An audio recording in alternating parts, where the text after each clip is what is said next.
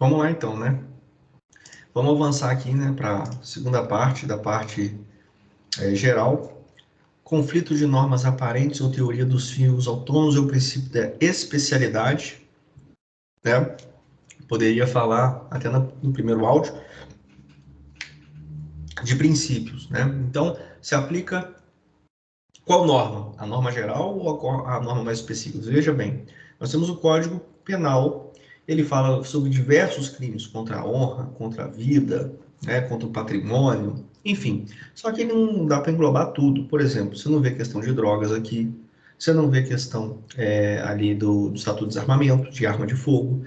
Então, nós temos leis especiais, lei de abuso de autoridade. Não está aqui dentro do Código Penal. Então, vai usar a lei especial ou vai usar o Código Penal? Vai ver a mais específica para a situação ali, né? Então, por exemplo, nós vamos... Porte de arma de fogo tem aonde? Código Penal ou uma lei especial para o Estatuto de Desarmamento? Então, basicamente é isso, tá bom? O princípio da especialidade. Qual a norma será usada? Beleza? Para não confundir com o princípio da alternatividade, porque aí a confusão é dentro da própria norma, tá bom, pessoal?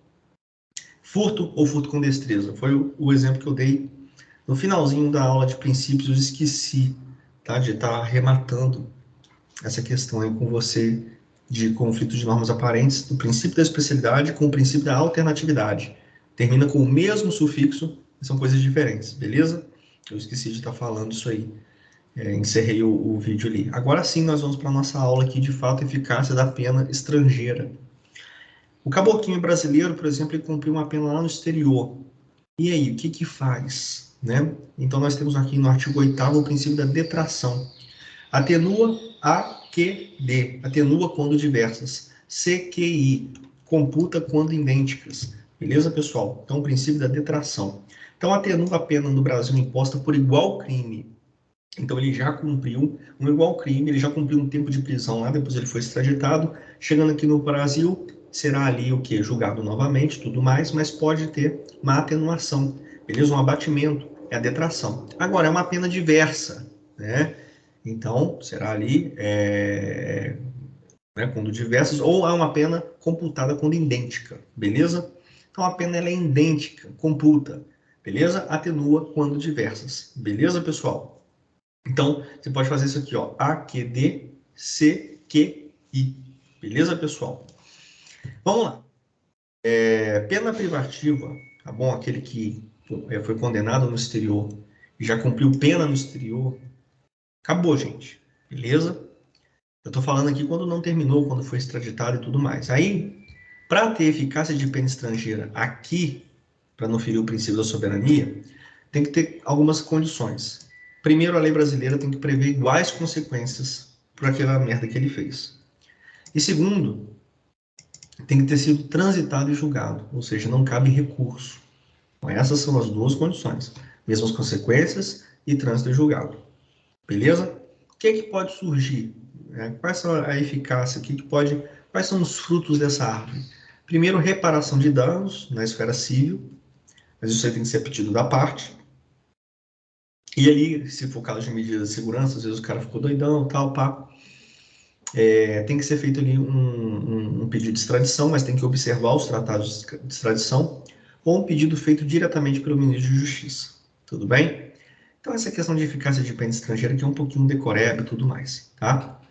Então, você tem que prever ali as mesmas consequências, trânsito julgado, questão de reparação de dano, ou a questão ali da extradição, quando for um cara ficou doidão, medida de segurança. Né? Você consegue estar ali tendo uma eficácia de uma pena que não é brasileira, mas dentro do Brasil. Tá bom? Uma força de título judicial. Tranquilo? Então, a questão de medida de segurança e reparação de dano, tá? Pena privativa de liberdade. Gente, tem que julgar tudo de novo. Princípio da soberania do país, beleza? Porque aí vai ter que passar por um tribunal brasileiro, caso ele seja extraditado. Vamos lá, contagem de prazos também está no edital, né? Como que conta, né? Quantos dias ele vai ficar preso e tudo mais. A primeira coisa que eu quero que você saiba que as frações de dia, quais são as frações de dia? Horas, minutos e segundos não são contadas. Então, ele vai ser liberto no dia 23. Agora, qual hora, qual minuto, qual segundo? Essas frações não são consideradas quando o juiz ele dá a pena. Muito menos a fração ali de real. Quais são as frações de real? Na época era cruzeiro, né? Hoje centavos, tá, pessoal? Então, centavos, tá? Então, não são considerados horas, minutos e segundos, não. É só dia. E quando que começa o dia penal? 0 horas de um dia até as 0 horas do outro dia. Deu um dia, tá bom? Independente, tá, gente? Um mês, 30 dias, tá, pessoal? Independente ali se é fevereiro, se é ano bissexto, tá? É 30 dias. Então, se for ali num mês que tem menos, né? Ele pegou um mês ali, ele pegou um mês, por exemplo, e o último mês deu em fevereiro, né? Ele bisurou, né? Então, pessoal, eu tenho né, o dia de início aqui, a de có, né? E exclui o dia de fim, a de quem? Como assim, Robson? Vou te dar um exemplo bem tranquilo. Como assim exclui o dia de início e exclui o dia de fim? Ó, o Joãozinho foi expedido mandado de prisão para ele, só que ele está foragido, né? E aí já tem 30 dias que ele está foragido, mas ele conseguiu ser pego. Ele conseguiu ser pego às 23 horas e 30 minutos do dia 10. E aí? A pena dele começa a partir do dia 11, a partir do dia 10. Mas ué, ele só foi pego às 23h30. Não importa. Com aquele dia ali é incluído no dia de início. Então é como se ele tivesse preso desde o início do dia. Beleza, pessoal?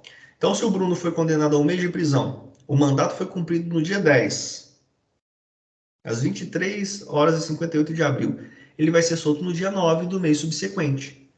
Não é que exclui o dia de fim, né? Mas o dia de início conta. Então, você conta ali os 30 dias a partir do dia, o quê? O dia 10. O dia 10, às 23h58, em tese é isso mesmo. É claro que na hora que pegar ali, né, coloca meia-noite e 2. Entendeu? Enfim, não coloca isso não, tá? Não pode fazer isso não. Beleza, pessoal? Então, basicamente é isso. Interpretação da lei penal. Eu estou passando aqui na ordem, tá, do Código Penal. Interpretação da lei penal, nós temos autêntica, doutrinária, jurisprudencial, né? Aí vem os modos. Eu vou dar exemplos aqui que é mais fácil, né? Muita tese aqui, né? Vamos lá, pessoal. Ó, nós temos a autêntica, é a interpretação do legislador, né? Então o legislador coloca lá, ó, isso, isso. É o literal, tá? O modo do legislador, gente, é o modo gramatical, filológico ou literal. Exatamente o que ele quer dizer. Ó, no artigo 319, a prevaricação própria, imprópria, tá, pessoal? Quando o diretor ele deixa entrar aparelho telefônico, rádio ou similar dentro da unidade prisional ou agente penitenciário. Então, isso aqui foi feito pelo quem faz crimes e penas, pessoal, privativo da União, Congresso Nacional. Então, o modo autêntico legislativo é um modo gramatical, filológico, literal. Isso quer dizer que é exatamente isso. Telefone, aparelho telefônico, móvel, rádio ou similar. É exatamente isso. Só que aí vem a jurisprudência, que são os tribunais. Tá? Nós temos aí súmulas vinculantes, só o STF pode fazer, são súmulas que o Poder Executivo tem que fazer, vincula o seu Poder Executivo, e não vinculantes, o STJ faz. Então, o modo jurisprudencial, ele utiliza um modo teleológico, ou seja, teleológico, a lógica. Olha aqui, pessoal, não só o telefone móvel, o rádio similar, mas também o chip, o carregador e o fone. Então, ele analisa a lógica. Enquanto o legislador ele é bem ipsis ali, ó, na leitura fria, né, o modo gramatical, filológico, literal, a palavra em si, né, o modo jurisprudencial, ele já vem aqui com o modo teleológico, que é a intenção. E ele vem até com outros modos, progressivo. Ele estende o alcance da lei. A Lei Maria da Penha pode abranger transexuais, né?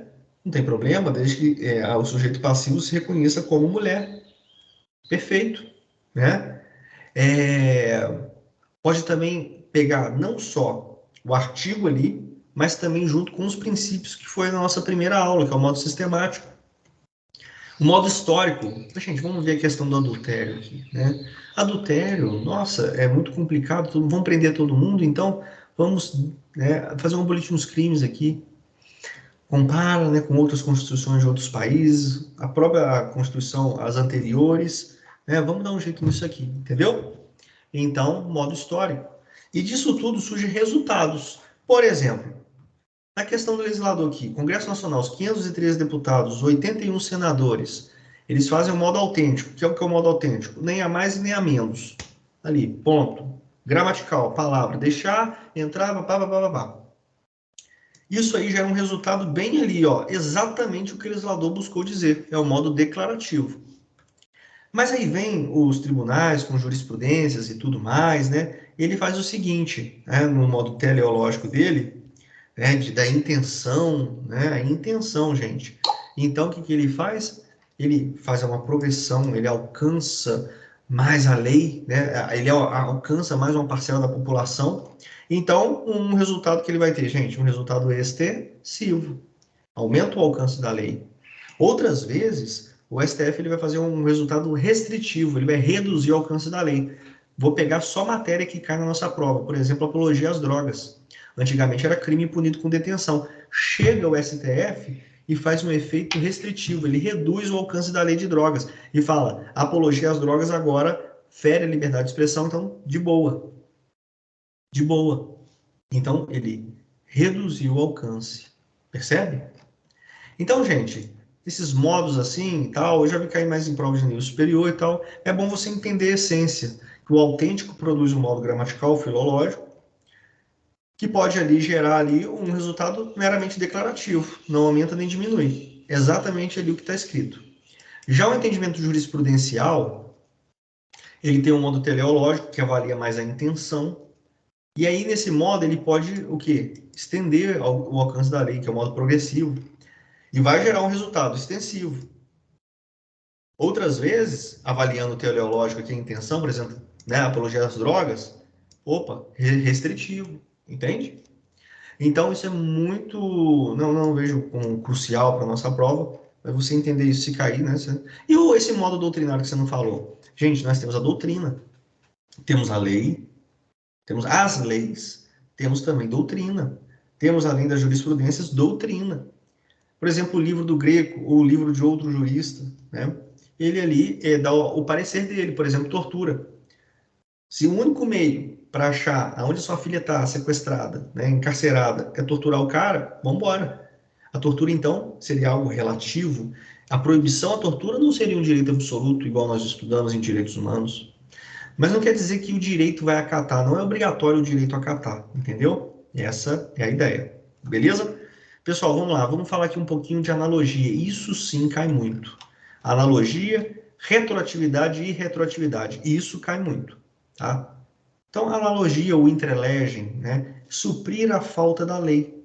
É um caso específico que não está em nenhum local, nem no Código Penal e nem nas leis especiais, né? Então, a analogia, em regra, gente, ela é proibida, tá? Ela só é admitida em benefício, em bonam parte, em benefício e nunca em malefício. Gente, primeira coisa, não confunda analogia com interpretação analógica. A interpretação analógica é uma interpretação casuística e genérica. Por exemplo, permite inclusive em malam parte, ou seja, em prejuízo. Por exemplo, a gente vai estudar em crimes contra a vida que nós temos um homicídio qualificado com emprego de veneno ou meio cruel. Qual tipo de veneno? Não fala. Talvez o direito administrativo venha com alguma portaria para complementar. Qual meio cruel? Não fala. Quem vai interpretar? O juiz. O que seria o meio cruel ou não? Beleza, pessoal? Então não confunda analogia com interpretação analógica. Agora eu vou te dar um exemplo de analogia. Está previsto ali aliviar a barra do médico quando ele faz, por exemplo, um aborto, porque vai gerar risco de vida da mãe. Então, entre a mãe e ali o bebezinho, prioriza a mãe. E se não der para a moça gestante chegar ao hospital a tempo? E tivermos uma parteira, por exemplo, na casa dela. E aí? A parteira faz o aborto previsto, né? Mas é só para o médico. A analogia chega aí, ela supre essa lacuna. O médico fala, olha, por analogia, eu entendo que a parteira ela fez ali a atribuição do médico, então nós teríamos aí um excludente, beleza? Teremos um excludente de ilicitude e ela não pegará ali a pena, tudo bem? Do homicídio, beleza? Ou do aborto, beleza, pessoal? No caso, qualquer do aborto, tá bom? Então, a analogia, ela supre essas lacunas sempre para benefício do réu. Retroatividade e irretroatividade é algo que a gente já bateu no artigo 5º, tá? A irretroatividade, a lei, ela não retroage. Se é uma lei, ela começou a valer a partir de hoje, ela não pega os fatos pretéritos, não vai prender todo mundo. Uma lei que é proibido, é crime com detenção de 5 meses a 1 ano, andar de short na rua. Todo mundo vai ser preso anteriormente a ela. Então, a lei é daqui para frente, ou seja, ex nunc, daqui para frente, nunca mais, entendeu? Então, esse é o feito. Agora, ela pode retroagir? Pode, só apenas um caso, essa é a exceção, quando ela é mais benéfica. O cara está preso, vem uma lei amaciando aquele crime dele. Aí tudo bem, tá de boa na lagoa, tá bom? Então, outro sinônimo para mais gravosa também, exasperação, tá? Então, não ocorre retroatividade em casos de exasperação, beleza? Fechou? Agora, o STF, na súmula vinculante 711, fala que em crimes continuados, então, o cara repetida vezes, tá? Em contextos fáticos muito próximos, ele fazia uma série de furtos, por exemplo. Vem uma lei mais grave, abrangendo e caracterizou esses crimes continuados, que ele estava fazendo um monte de furto. Essa lei mais grave pode pegar ele lá atrás, só em caso de crimes continuados, beleza? Outra coisa também de retroatividade, gente. Quando essa lei mais benéfica ela vem, quem que julga novamente o caso do cara ali, né, para fazer essa comutação, para colocar ele em liberdade ou é reajustar a pena dele? É o juiz da sentença? Não, é o juiz da execução. Tranquilo? Então, não é o juiz da sentença. O juiz da sentença condena, bate o martelo, entrega para o juiz da execução, que é o responsável pelas unidades prisionais.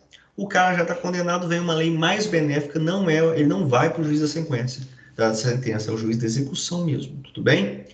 Essa questão de juiz da sentença e juiz da execução, quando você assistir ali a LEP, você vai entender melhor isso, tá bom? O juiz da sentença é quem bate o martelo. E depois ele vai, condena o cara e passa esse caboquinho, na condição de preso agora, né? Antes era réu, agora é preso, para o juiz de execução, que é o juiz que fiscaliza as unidades prisionais, aonde ele vai estar preso. Beleza? Crimes de permanência. Nós temos ali, por exemplo, um sequestro. Durou 3 anos, cárcere privado. Tá? 3 anos.